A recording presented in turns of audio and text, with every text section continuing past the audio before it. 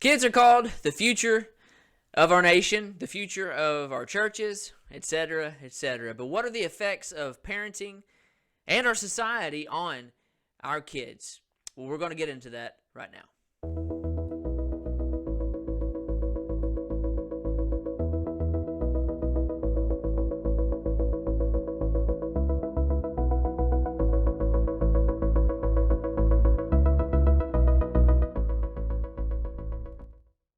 All right.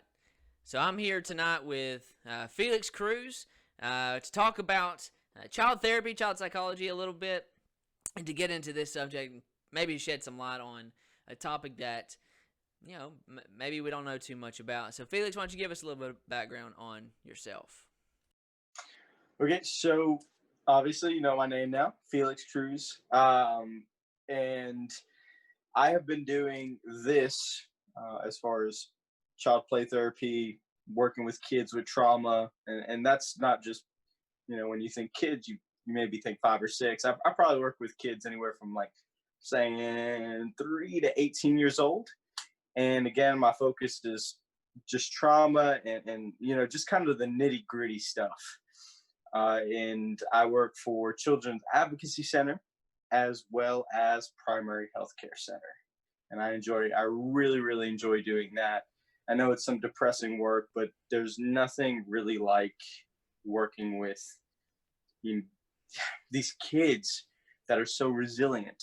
Nothing more encouraging than working with kids that, despite everything they're going through, they know how to still smile. We as adults can get so jaded sometimes, but that's not typically how my days go, especially when working with some of these kids. So Yeah, for sure. And what was it that kind of got you in this direction? You got your mind pumping. You know what? This is the kind of thing that I want to do. so it's kind of weak because I've been asked this question before, and it's really hard not to sound super cheesy, I guess you can say, when I'm talking about this.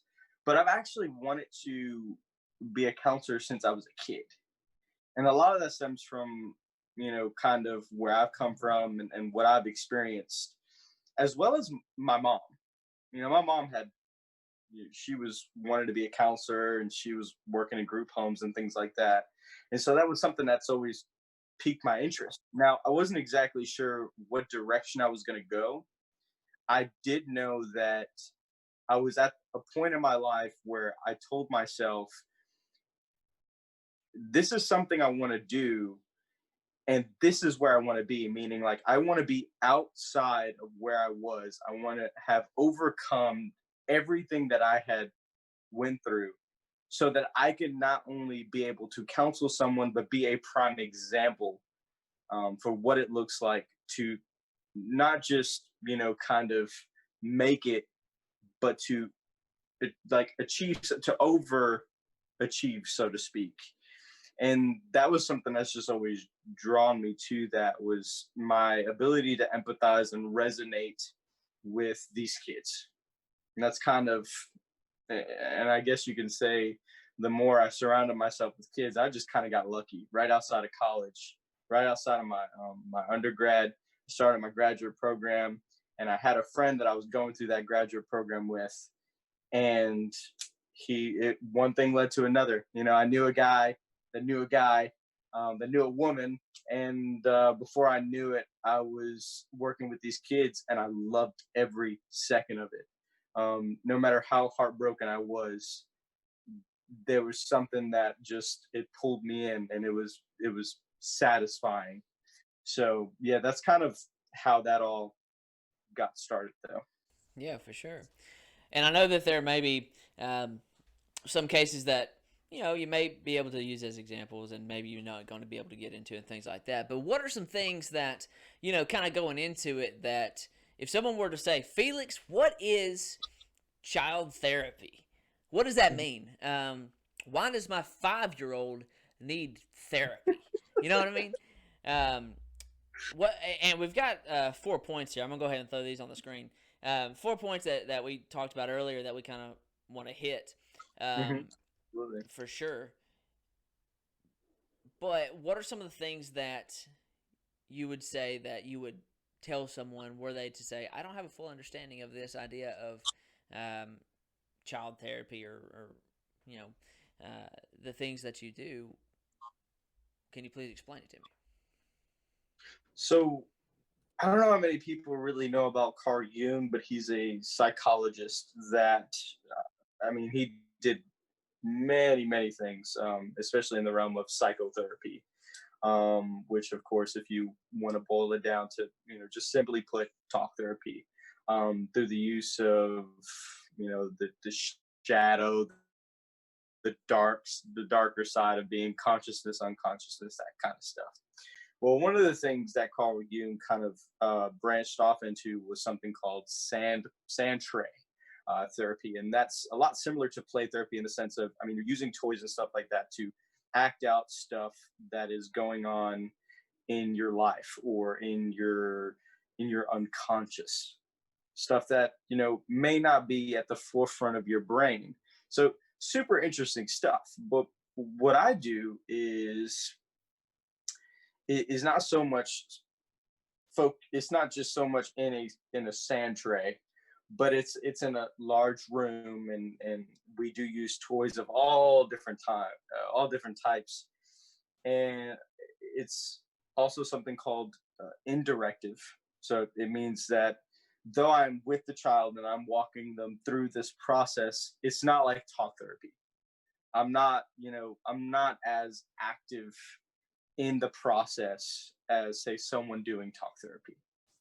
So when I'm working with a child, and I guess a good example to kind of keep it short and sweet would be, I'm working with a child in this playroom. It's got a bunch of different toys. We're talking action figures, balls, playhouses, puzzles, coloring, but it's just a variety of different toys, all of them having their own distinct meaning, whether that be creativity, whether that be mastery, like cash registers, stuff that kind of shows their intelligence, their ability to explore and think and problem solve, stuff like that. It's fascinating to watch them kind of play with something and think and work, and what my job is, without getting too far into things, would be to, because these kids come in after experiencing traumatic situations. And if you want to know about play therapy, we can just kind of go into it, um, and just kind of Yeah, let's talk about it for a little bit. Why not? yeah, just kind of warning, because I just, some of this stuff is very depressing stuff. It's not easy to deal with, and when I always, back at the beginning, I said it's very satisfactory and I really enjoy my job, but that does not mean that it does not hurt me sometimes to see what these kids are going through. You have kids that have been raped, you have kids that have been beat, that have experienced abuse of some kind, and trauma comes in all different shapes or forms, whether it's complex, which is a variety of traumas, whether it is secondary trauma, which is trauma experienced. For example, if, say, you and someone else was in a car wreck, then, and I was sitting there and I was watching that, I might experience trauma. I might get traumatized by that experience. So, just kind of a tidbit there. So these kids are walking in with all these different types of things that, especially when you're 4, you're 5, you're 6, and typically play therapy, just elaboration here, is anywhere from 3, which I don't work with those as much, but more so 4 to about maybe 8, depending on where they are developmental. And that's the big thing, is these kids that experience this trauma, though they are resilient, they're they're human beings with limitations. And so these kids are coming in and they may be developmentally delayed in some way, shape, or form. And that may be mentally, that may be, and when I say that, you could look at it like intellectually, right? Or they could just be speech delayed, or something like that, or it's just kind of one of those things that these kids are coming in. And oh, and emotionally delayed is another one that comes to mind. So my job as the play therapist is to walk them through how to develop those skills. I'm showing them how to develop those skills without being so. This is what I'm hearing, and this is because they don't know how to do that yet. They don't know how to talk. They don't know how to express themselves. So it's helping them develop like emotional association. So ability to connect feelings to actions, self-efficacy, the ability to maneuver in situations, autonomy, which is decision making, problem solving, things like that. The ability to resonate and connect with the human being. I'm not the only one feeling pain, so can this person. So it's working with those things through their natural form of communication, which is play. Because if you're, and I say this actually in my other video, is you have a kid that watches parents argue. Mhm. That kid doesn't fully comprehend what is going on, even if it's in a non-traumatic way. It's that kid doesn't understand, why is mommy and daddy arguing. Mhm. So what you'll see sometimes is that kid will go in his room, and if you peek in, he'll be playing with a Barbie doll or GI Joe, whatever, and he's fighting, and he's trying to figure, and he's like, "Oh, you did this and you didn't do this," and it's Mhm. that kid trying to comprehend through toys what is going on, and he's trying to find a solution Yep. to that so that he could cope and he could understand the world around him. So that's essentially what we're helping them do, is understand how to connect with people and connect with the world around them.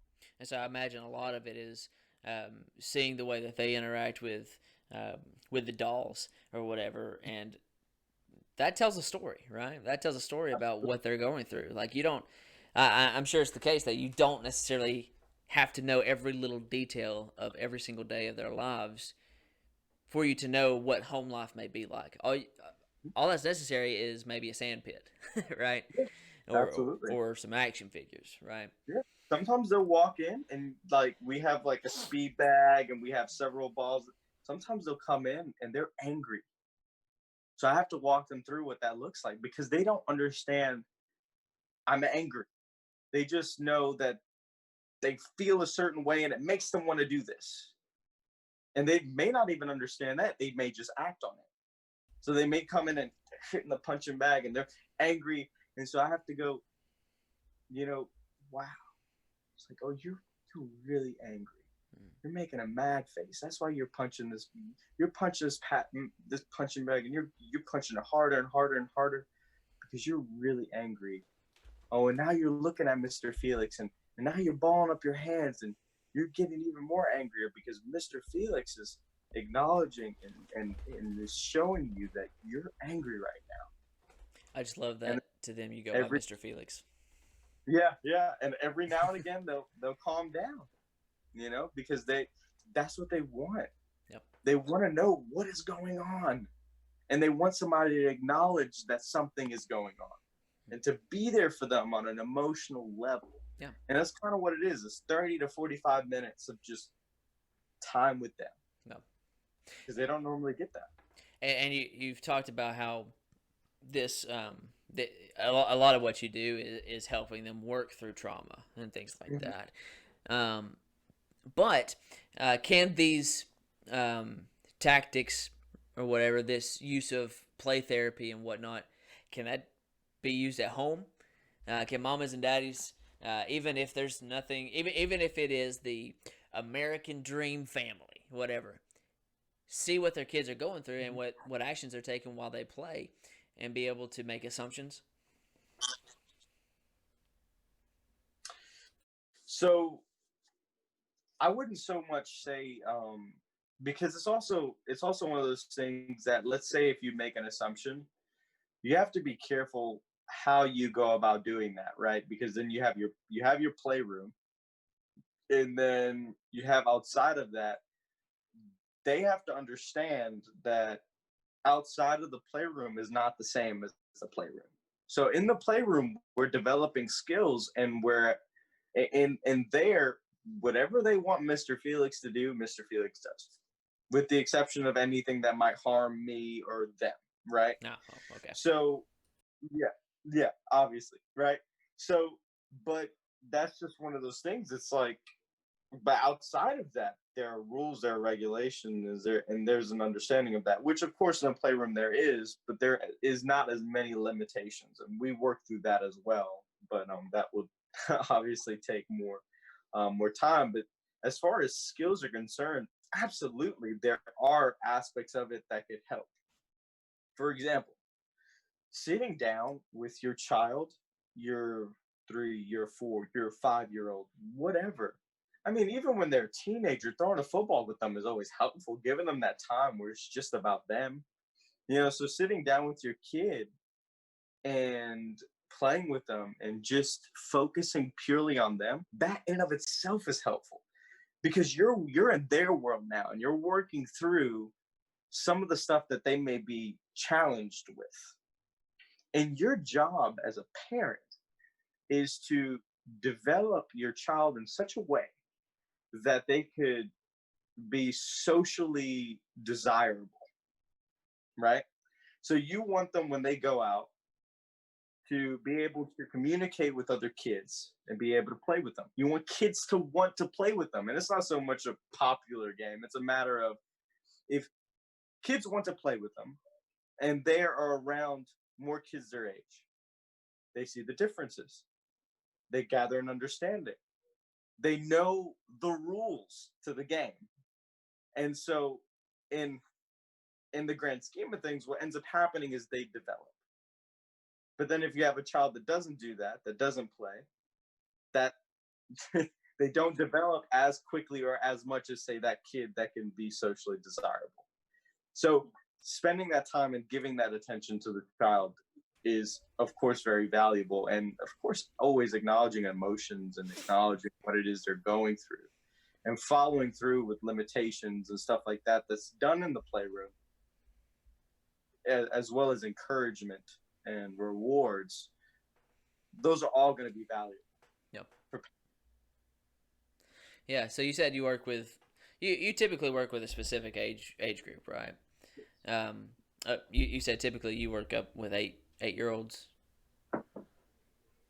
I actually I worked all the way up until, like, we're talking 40s or 50s if we're being, but primarily speaking, I work anywhere from ages 4 to 18. Okay. And that's kind of my bread and butter, so to speak. Those are the kids that, or the teenagers that's my focus. Yep. That's what I'm good at. Yeah. So, how does this kind of therapy differ for a 14-year-old versus a 4-year-old, or a 18-year-old who's about to be an adult and out on his or her own, versus the 8-year-old who is nowhere near that yet? Yeah. So obviously it's like anything, right? And I guess the easiest way to kind of, that allows me to wrap my head around it, is when I'm speaking, right? Because as you know, I mean, you've been a huge part in the beginning stages of my preaching and teaching lifestyle, right? And so a lot of what I had to learn was I'm not going to deliver the same sermon to a 6-year-old that I do to an elderly, or even a 6-year-old to a teenager, because their minds are different, right? The way they think is different. And so more developed, right? More developed. And so with a child, you'll typically see me doing play therapy, because one of two, well, obviously one of three, which there's the negative aspect, which is, they don't get better or whatever, but that's less likely if we're consistent, which we'll get into, right? As parents in society, if we're consistent and we do the right thing by our children and we provide them with a nurturing, then most cases therapy is going to help. Yep. But you can have option one, which is, they go in and they kind of benefit from the child-centered play therapy, and that's it. That's all they need. They've developed enough, and they've coped enough, and they've worked things out to where they can kind of navigate the world around them without going any further. But in most cases, when you're working with trauma, that's not the case. And a lot of what child-centered play therapy is, it's almost like the precursor to talk therapy.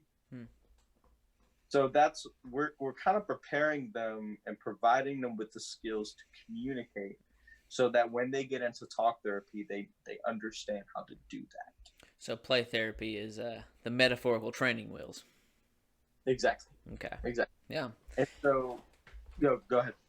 No, I this will kind of segue into something else. So go ahead. So, but as far as talk therapy, a lot of it is just depending on whether or not I'm working with a 12-year-old and a 15-year-old, or a 12-year-old and a 16-year-old. Because that is the big difference. I would treat a 12-year-old of, I'll talk to them kind of very similar to a child or a preteen. I'll be a little more straightforward with them, but it's still going to be, I'm walking you through this. I'm holding your hand a little bit, and we're, but with a 16-year-old, you may be able to be a little more blunt and straightforward with them, which is a lot of how I react to them. Okay, so you're telling me that this is what this means? Okay, so I can tell them just kind of straight. Do you really think that makes sense? No. Whereas you can't do that with a 12-year-old. At least not most 12-year-olds. So it's just kind of feeling out your audience, very similar to speaking or anything like that. Yeah. And this is kind of one area of life that, again, kind of like I said earlier, we know about, but we don't know much about, Yeah. And so given that we don't really interact with or talk much about it or whatever, for whatever reasons, what would you say, like, the amount of or let me rephrase, what kind of regularity is there in this area? So what I mean is, how often do you have people coming in into talk, into play? Because again, it might not be something that we think about a lot, child therapy or whatever it might be, all the way up through, again, graduating high school seniors. How regular is that? It's unfortunately, it happens a lot more often than you would think. Fortunately and unfortunately, right? Because unfortunately, these kids are not coming in because they got a bump on the head. These kids have been through stuff, and we're talking anywhere from, like I said, ages 3 to 18. These kids are coming in, and we have 4 therapists at just Children's Advocacy Center. And I think the most I had on my caseload was probably about, I want to say it's gotten up to about 12 or 14, around there, within a 3-day span. So it's not as bad as one would think. But then you have the other counselors, they each have 20 to 23 different children, right? Yeah. So it's like, when you add that all together, I think at one point, I think it's 4 or 5 of us, actually, now that I think about it. Between us, it was over 100 clients. That's just kind of within a month. No. Those aren't consistently, I'm not saying those are not consistently the numbers, but those are not the same people going into the next month sometimes. Yeah. So, and of course, as of late, things have kind of died down a lot because of COVID-19 and everybody being afraid. But, we still have consistently been working with people, and now we have a wait list, and we're trying to sift through that. And so these are issues that are very prevalent in our society that for some reason are or were ignored at one point, but that, we're starting to shed light on. Yep. And that's my hope, is that we continue to do that and that more people seek help. Because the more we do that and the more we can work through our issues, and this is another thing that I talk about in my video, which, I'll shed light on why I keep bringing up the video. Yeah. But it's another thing I've talked in my previous video of, hey, these kids are, they're going through a lot.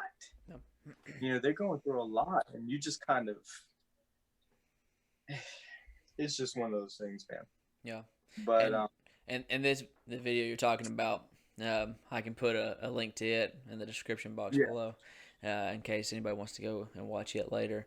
yeah. But kind of on that point, so a parent comes up to you and says, "Felix, how do I know if my kid should come in? Like, my kid hasn't gone through as bad of things as some do. How do I know if I should do this? Look into this for my kid." And that was the other thing, I guess, when I kind of like blanked for a second there. But before I jump into that, and I'd love you to kind of restate the question. Yeah. I definitely want to put out there that for some reason these issues aren't being, these issues again are slowly but surely, there's light being shed on them. But what I talked about in the video was you want to raise your child the best that you possibly can. A lot of that is going to come from understanding yourself. So at some point or another, my generation, the previous generation, the one before that, is going to have to step up. And we're going to have to say, you know what, there are some demons I'm struggling with. You know what, I'm not the best person. And be okay with that, to the point of, okay, now I know where I am, here's where I need to be. Mm-hmm. Because a lot of times when we don't recognize that, what ends up happening is the next generation suffers for it. And we're seeing that a lot. Yeah. We're seeing that a lot today. You're seeing, and this is what we call generational trauma. We're seeing grandmothers getting raped, mothers getting raped, and then their children getting raped. And this is why this stuff needs to be talked about. Mm-hmm. Because it's not that they're not victims, and it's not that there's not something horrible about that. But at some point, where are we going wrong? Yeah. Yeah. So, but anyway, what was your question before, as far as parents and? Yeah. So, a mama or her daddy, or both, up to you, Mm-hmm. Felix. How do I know if I need to get my kid into therapy? Maybe they haven't been through quite as bad things. Maybe they've, maybe not. So how do I know if I need to put my kid into therapy? Well, a lot of it's going to come down to the observation of your child, right? How observant are you, really? Because, and understanding this too, because it's, I like that you said that, because it's a testament to, just kind of this, I guess, this unconscious understanding that everyone's kind of different and what they can deal with, and that there are different levels of stuff, right? Mm-hmm. But just like there are different levels of how horrible things could get in life, there are different levels of resiliency. Yep. So what may hurt me may not hurt you, and vice versa, right? So it's saying, okay, well, this bad thing happened. It may affect my child. If, let's say, it's a bad thing, I recommend seeing therapy. Or you didn't see the bad thing, but you notice that there's a change in your child's behavior. Now, of course, there's developmental things, but as a parent, if you're observing and you're watching and you know who your child is, it's the same concept with the cries, right? It's like, when you're a mom and you're a dad, that there are different kinds of cries, and when your child is crying for real, and you know when they're joking, and you know when they need something, you know when they don't. And it's the same concept of you'll start to see outside of the developmental realm. You know, we're not talking about child to preteen to teenager to adult, but you'll start seeing different behaviors that could seem a little off. And that's when I'd recommend, you know, start asking questions. Yep. You know, be curious. And it has a lot to do with being open too. Are you approachable as a parent? Because if you're not, your child's probably not going to tell you what is going on. No. Yeah. Well, and that kind of goes back to earlier. Like, are they playing with the dolls differently than they might have before? You know, or Exactly. are they playing with the action figures in a way that raises some red flags? You know. Exactly. So yeah, do they know? Are they elaborating a little bit more on sexual activity than they normally do? Or they should, like, for their age. Or they should for their age, exactly. It's like, that's a little off.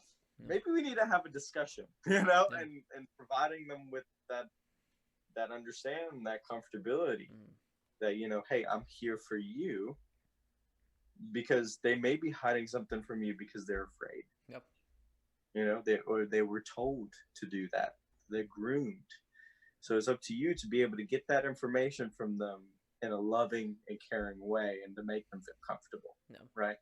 Yeah. So, well, that's kind of a good spot to make kind of our transition into our next kind of subject of really what I asked in my intro,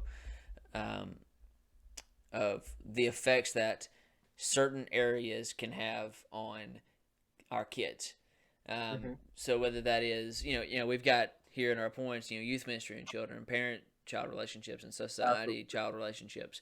But I kind of want to tweak that first one, that youth ministry and children, into just church in general, which we can be more specific as we kind of go on. But church in general and children. But I do kind of want to go out of order because we're already talking about parents. So let's talk about that parent-child relationship. Why not? The parent-child relationship is one of importance. How important? How important is the parent-child relationship? Yeah, there you go. Start you out with a doozy. How about that? Okay, so I will say this, and this is nothing against you, but that's always a good way to start off a sentence. No, well, of course, but I think the saddest thing is that question even needs to be asked. But it's not. It's not against you, but it's a consistent question that isn't. It's not only not asked enough, but it's not followed through as far as living the answer to that question. So that's what I think is just so bothersome for me, and it tears me apart, because that we're in a stage where that question needs to be asked more so that we could come to a conclusion. But it's limitless. Like there is no number or range that you can put on the importance of the influence on a child. Like, I don't think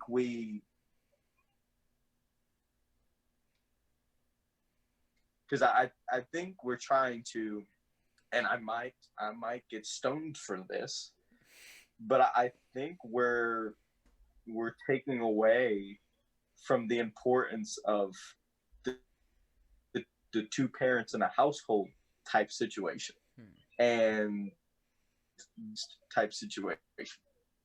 If you understand where I'm coming from with that, it's you have the influence that a parent has on their child.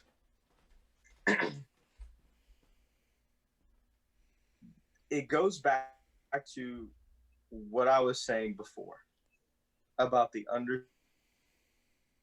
understanding that the parent has up themselves. You don't understand yourself, you're not going to understand what is going on with your child.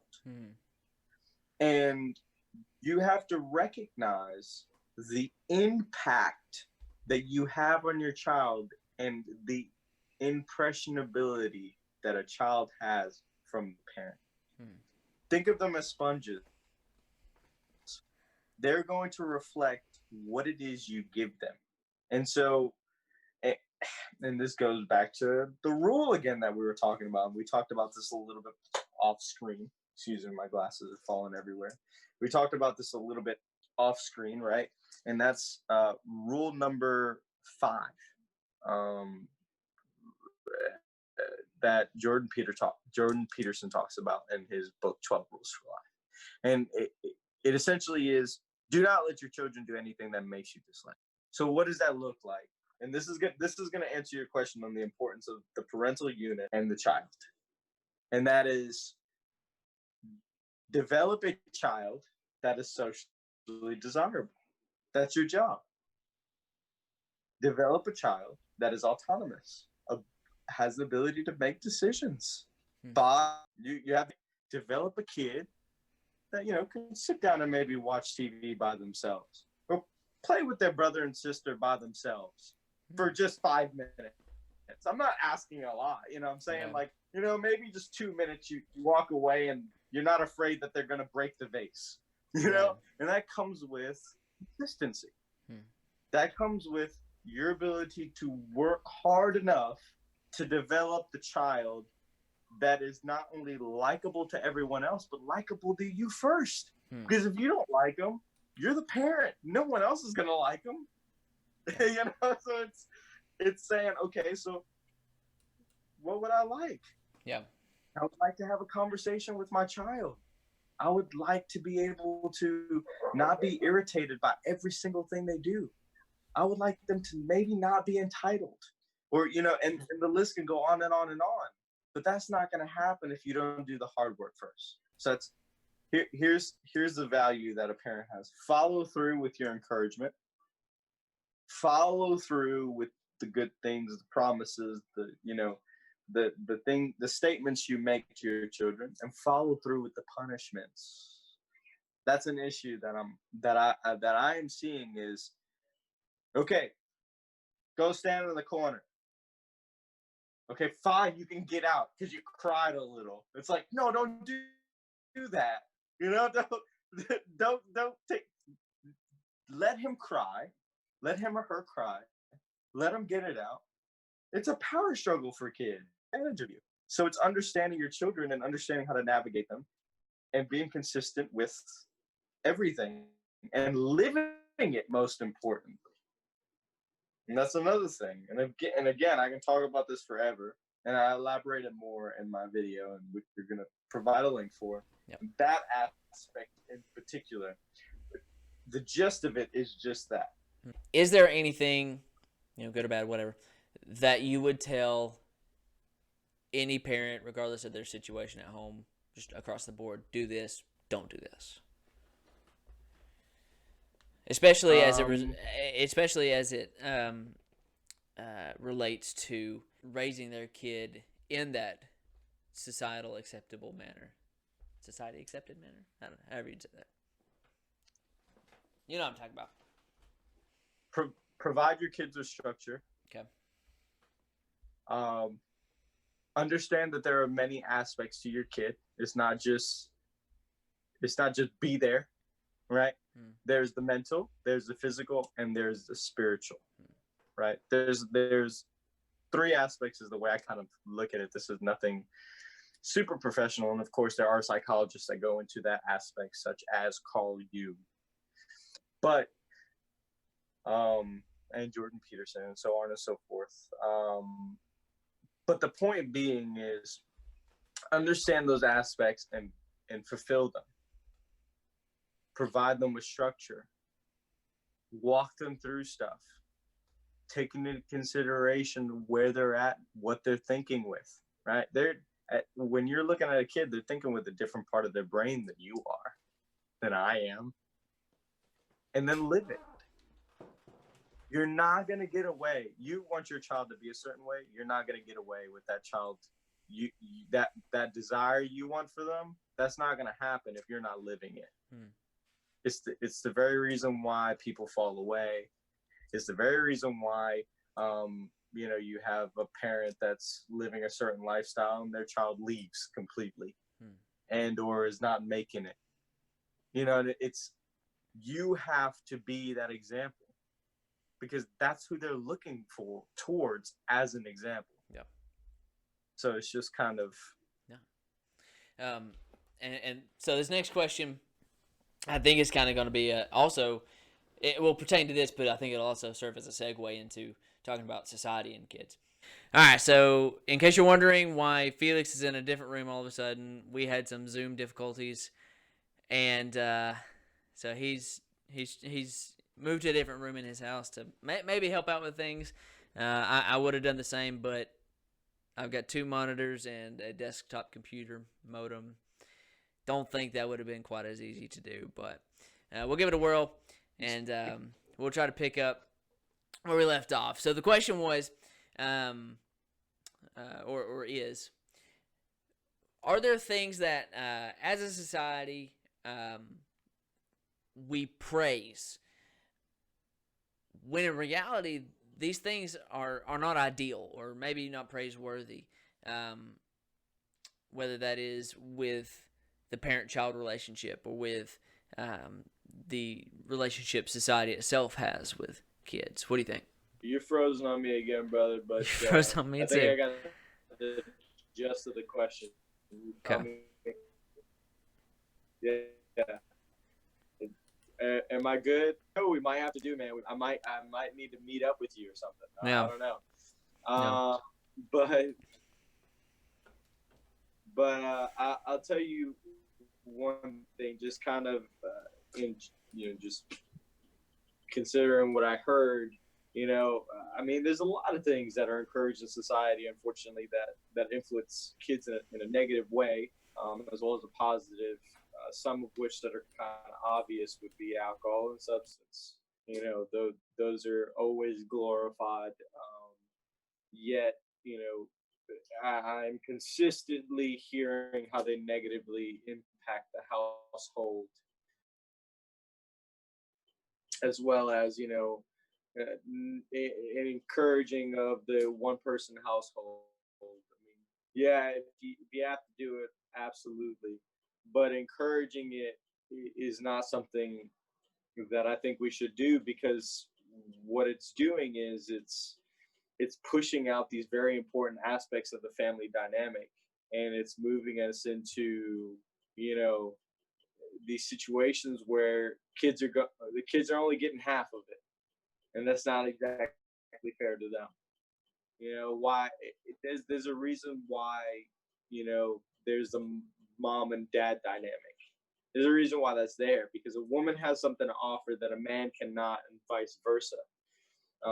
And I think this could be touched on a lot when it's crazy. I was listening to a video the other day about how a mom, it was a lawyer in particular, that was talking about how she fights for husbands, fathers in court cases and in divorces, because she feels like she understands them a little bit more than a lot of people, and that they're not being fought for enough. And so she went into how woman would she gave a list of things that women would know the answer to, and that is kind of directed towards men to almost fail, because they're not going to know those things, because they're not particularly geared the same way a woman is. But if you ask them certain questions like, what's your child's favorite superhero, and what's your child's birthday, and how high do they like it when you swing them, and how hard could they throw the baseball, stuff that shows that they're obviously involved, and they obviously care about their child's well-being. It's just in a different way, because we're geared in different ways. Yeah. And I think that's important, that we're careful what we lift up in not only society but in our child's life, because it could paint a very bad picture, and it's really detrimental moving forward, more detrimental than we think moving forward in regards to future generations. Yeah, I'm sure if you took some time to think about it, um, of just how many of the ones that you work with come from Hmm. situations where they're in a one person household, um, Yeah. or they've lost a parent in some way or another. Um, so yeah, we hear a lot of praise and recognition, as we should, for the parents that are raising their kids on their own, because that's not an Right. easy thing. So well done to all of you who have. Um, the problem comes when society starts making that, um, you don't need a man to raise a kid. You don't need a woman to raise a kid. You can do it all by yourself. It's possible, but number one, it's not ideal for you, and number two, it's And not that is ideal for the kid, discouraging. right? You see that discouraged a lot. You Hmm. see it like, oh, you don't understand what I'm going through because you had your mommy and your daddy. And it's Hmm. like, no, that's not how it should work. What we should do is you should see, okay, so obviously this works with this particular kid and all these other kids that are in the same situation. Hmm. So maybe that's something that we need to replicate Yeah. and not diminish it because it's something that we don't fully comprehend. Yeah. Because that's essentially what it is where we're tearing good things down Hmm. because we don't fully understand it, because we've had generations of slowly chipping at those good things in Yeah. society because of, well, it was too extreme. Hmm. Instead of achieving the balance, we went from one side of the pendulum to the other. Yeah. And, Overcorrected. exactly. Yeah. Exactly. Yeah. And I think one of those overcorrections will bring us into our last subject, to look at. It is church and Yeah, religion, and the part that it plays with kids. absolutely. Um, and obviously, I know how you feel about it, but being that we attend the same congregation of the Lord's Church together. Um, Mm-hmm. but for those that don't know you, talk about that for a second. Talk about, perhaps the importance of religion in a child's life. Mm-hmm. Well, and that's a big thing because I actually want to pick your brain on this one, but I'll answer the question just for you. Um, just for you, Matt. So it's very important because it takes into consideration the spiritual aspect of things, and that there is a spiritual side of things. There is a part of life that we do not fully comprehend, that is beyond just simple rationale. It's not that it's not rational, but it's almost beyond it. It's metaphysical. Ooh. Whoa. And it's like, it's when we deny it is when we deny this fact that you start to see things fall apart. It's the very reason, Nietzsche said that God is dead. A lot of people like to glorify that, as Nietzsche was saying God is dead. He doesn't believe in God. He's an atheist, and this is the statement for the atheist. God is dead. We're glorifying. No, it's not a glorification. It's like, you have, as humanity, have killed God due to your acts of defiance, due to you going against His will. You have destroyed Him by your very action and your very lifestyle, and it's a sad thing because that is what we have unfortunately begun to do in society. Is we've And that's one of the bad things, right, that we have set precedents for our children is, you know you don't need God. And when you start to see that, you start to see the very structures that we've built, the very morals that we've built this country on, start to diminish. I'm not saying that the country itself is perfect and that the people are perfect and that our history is perfect. It's obviously very, very, very flawed because we as human beings are flawed. But due to an overcorrection and due to those flaws, we want to take the good things out. And that's what we're seeing is the spiritual part of things. God is the good thing in all of this. Yeah. God is the thing that gives us direction, that gives us purpose, that gives us an understanding of what is beyond the science. And we want to get rid of that. Yeah. And Yeah. you see that when a child has that consistency in their life, and most importantly, when the parent is living that, you see how well developed that child is. Yeah. So, Yeah.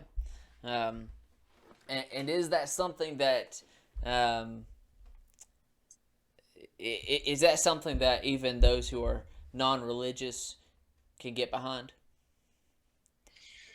well, it's not something that non-religious people really want to get behind, um, but it is something that you start to see when we're in times like this. Hmm. You start to see the non-believers, like in COVID-19, the riots and everything going on in society today. We start to see those non-believers become believers. Hmm. Because they start to think maybe there is something beyond this. That fear of death is enough to motivate that mind to think beyond themselves. And that's what a lot of this is, yeah, you may not believe that there is a God. Hmm. You may not believe in religion, Hmm. but it is a part of who you are, whether you like it or not. Generationally speaking, every belief system, everything that you follow, even down to the very laws as that we live in this country, starts from the very beginning. Yeah. Where it stems from. So it's that buildup, and this sense of morality and this ability to empathize and these feelings and this brain, these things that we don't fully understand, is something that is almost like a basis, whether you believe it or not, for something higher than ourselves. And psychologists and counselors and everybody, scientists, are still baffled by the brain, just this one part of ourselves. Like we probably understand what 0.01% of what this thing is and what it does and how it functions. There's something beyond us. Like, we could create. Maybe we're created as well. And the structure that we have, why is it here? Why do you live? Why do you follow the rules? These are all these questions we need to ask ourselves. And, those that don't believe, whether they ask those questions or not, they're still following the rules. They're still living life. They're still being kind to people. And there's something deeper to all of that. And we can talk about this forever and ever and ever. So I don't really want to get into this too much, because it's a rabbit hole that goes beyond this a little bit. But just to simply answer your question, I think indirectly non-religious non-believers can back this. Okay. Because I've seen it. Yep. There's always some form of spirituality.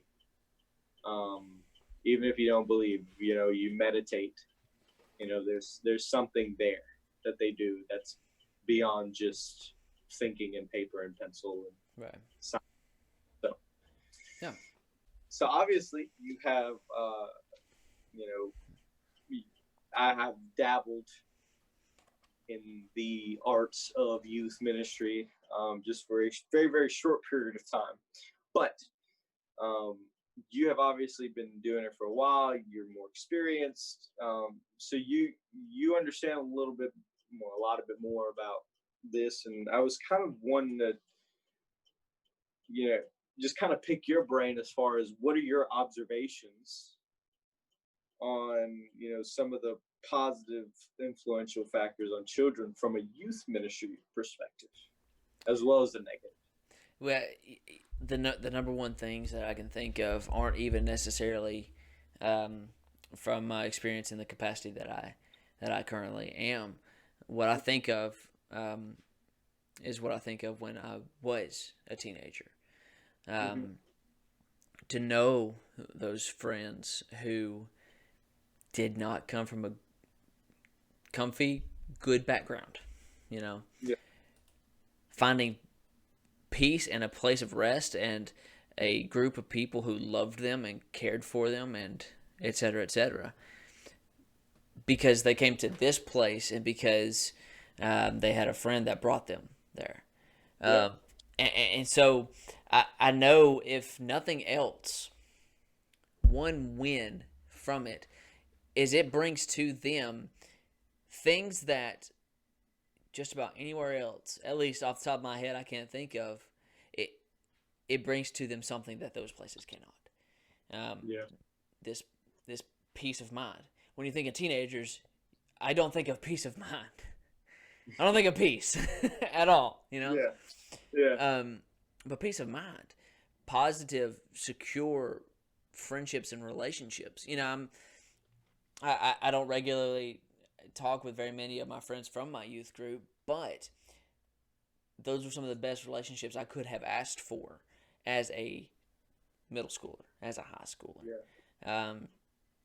You know, because if we weren't there for the same purpose of Jesus, we were there for the same purpose of, I don't want to be like these friends I could be with. I don't want to be like those. I want something more. I want something, to use that word again, more comforting, more at peace, you know. Yes. And I think that's something that the church side of things, the religion side of things, depending on your religion, of course, that can provide to your child. Yeah. You're not going to find that very much, you know. No. And then it also gives them purpose like no other, you know. Yes. 16-year-old Matt is no longer living for 16-year-old Matt. 16-year-old Matt is living for these people around him, these people he goes to school with. Yeah. You're not going to find that. You're not going to find some means of being sacrificial outside of something that teaches self-sacrifice. Exactly. It's that purpose. Yeah. Absolutely. Yeah, exactly. You're not going to find that much of anywhere else. And so if there is anyone that doubts the church's role in their kid's life, it can provide your child with so much more than most other things. Yeah. You know, especially if it's someone that hasn't had a great upbringing, you know. Yes. And I have specific examples in mind that it's not my place to get into. But that said, to get into our wrapping up mode. But can I say one more thing? Yeah. So with that being said, let's acknowledge that. Okay, I want to hang on to what you just said. Don't think because you're in the church that security, that comfort, that peace is established, that there's still not issues, and that we as a collective whole need to come together, and as a collective that we're being, and that we're finding this purpose together, and that we're serving God, and we're living for Christ, and all of those things, there are still issues. Yeah. And everybody has them. And two, these things are not going to come to your child just because they are members of a church. Exactly. These things come when these kids take why they're here seriously. And that starts with mamas and daddies taking why they're here seriously. And having it matter to them.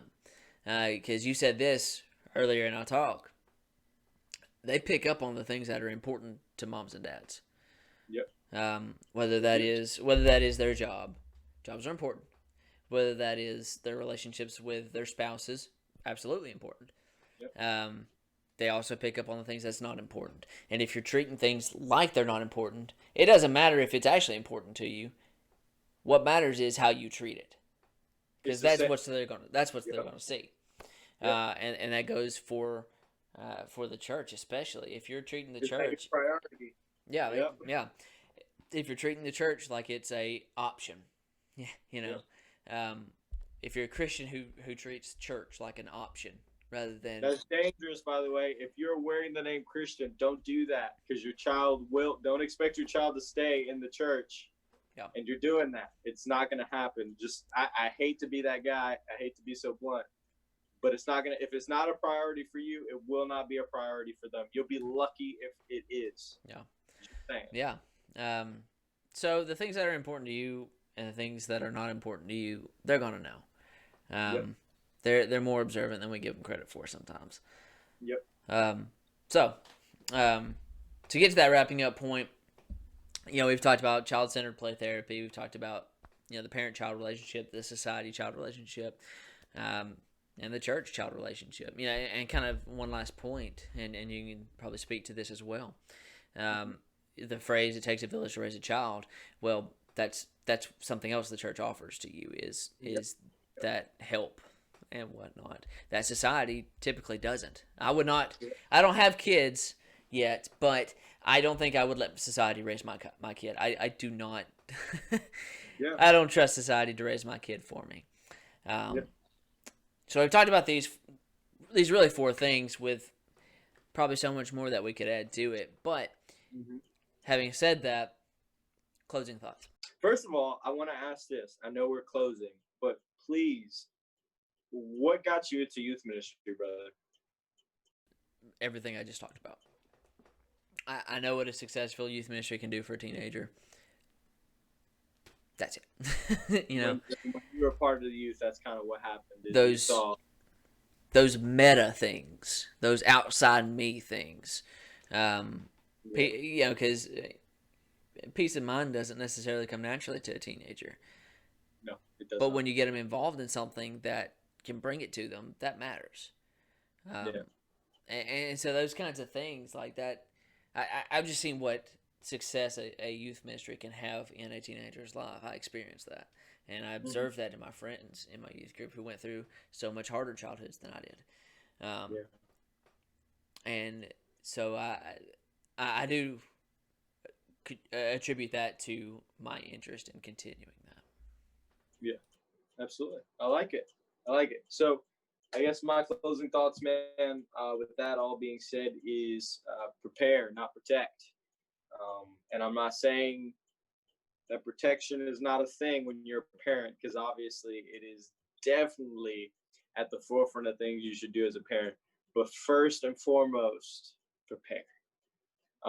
You want your kid to be prepared. It's easy to shelter them. It's easy to coddle them. It's easy to say, oh, they look so cute, I want to give them the world. But you want your child to be someone you like. You want your child to be someone that's developed, that's a good Christian, that is a good contributing member to society, that's someone that's not influenced, but an influencer. Then prepare. That's just kind of a summarization of all of this. Yeah. Preparation is key. Yeah. And with that being said, can you do the thing? Do the thing. I'm not gonna do the thing. Do the thing. Come on. I'm not gonna do the thing. Maybe I'll throw it in at the end of this, but I'm not gonna do the thing. Come on, Matt. You're supposed to do So the thing. to close it out, tell us something fun about yourself. What's your favorite all-time? What is your favorite movie? Favorite movie of all time. Oof. And why? Favorite movie of all time. Oh man, that's so difficult. I have like such a large array of movies that I just really love. If I had to pick one, just kind of off the fly, and I know I'm gonna get like railed for this, and that is Ace Ventura. Which one? The second one. Okay. So Good luck with it exactly. So look, I am all about movies that make me think.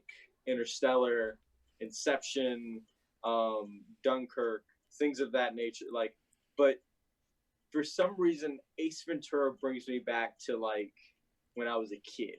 Okay. And I know this is right. Like Ace Ventura makes you think. What? No. So it doesn't. As a Never matter considered it an intellectual film, but of you do you, bro.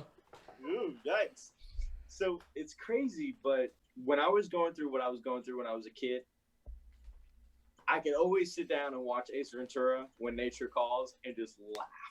It didn't matter what was going on. I would just laugh. So I can still, it's the nostalgia, whatever it might be. I can still turn that on, and I will die laughing every single time he comes out with his like hair like this, and his like white devil, and they're chanting at him.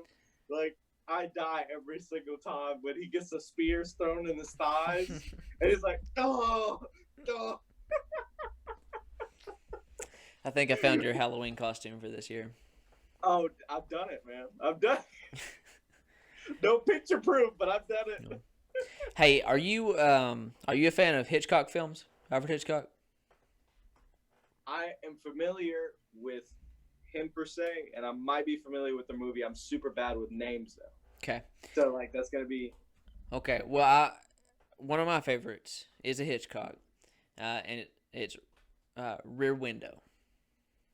okay. I'm not familiar with that one. I will loan it to you. Okay. And I don't want to. I literally want to say nothing. Except, Okay. it's about a guy that is observing folks in his neighborhood and may or may not have witnessed a murder. Ooh, I like it. Anyways, I'll take it. yeah, I'll take it. I'll let you borrow it sometime. Sounds good. But sounds good. we're gonna get out of here. If people want to learn more about what it is that you do, or just reach out and ask questions about this, is there a way that they could do that? Is there a best way that they could do that? So that's a man. Okay, so actually, what I'll do is I'll provide you with some numbers afterwards. Sure. Because I don't have them on the top of my head. Well, I'll throw them on the screen. Somewhere. Exactly. Boom. Anywhere, left, right, anywhere, all the way around. But I forgot to write them down. That's on me. But I do have some numbers for you. CAC, Children's Advocacy Center, Primary Healthcare Center, Suicide Hotline. Any of those numbers, I want to shoot it to you because I want to show you that there are opportunities. We have a society that though we are kind of going through our own things right now, that is slowly but surely opening up more and more places for you to be able to seek help. If you're going through something. So I'm going to get those numbers for you guys, and I'm going to make sure that you have those on hand, so that if you are going through anything, you know that there's always someone or some place that's willing to take care of you. Yeah. And for reference to what we talked about last time, me and Saul talked about substance abuse. If you haven't seen that video, I'll be sure to include the link to it. If you have, and that's something that you're dealing with, we also included how to get some help with that as well in that video. So we're going to get out of here. I appreciate you doing this with me, man. Absolutely. Sorry about all the technical difficulties. Can I say one more thing? Go for it.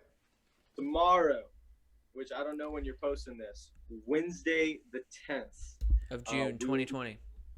June 2020, because it is the 9th today, right? Correct. Today is the 9th. Yes. So on the 10th, Wednesday, 6 o'clock, my wife and I are going to be speaking on something very, very similar to this. It's concerning do not. It's essentially the same thing we were talking about in regards to raising up a child that you do not like. And of course, it's not the literal rule, but it is Rule 5. Please look into that. We'd be happy to, because there are some things that we obviously just tapped on, but that will be expounded in that video. Yeah. So. All right. Well, I appreciate it, man. We're going to get out of here. Thanks for watching. If you haven't watched, I'm not talking to y'all. See y'all later.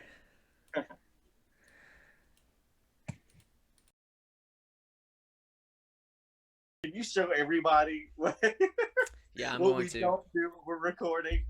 Yes, so just right in the middle of your monologue, I'm just going to start going.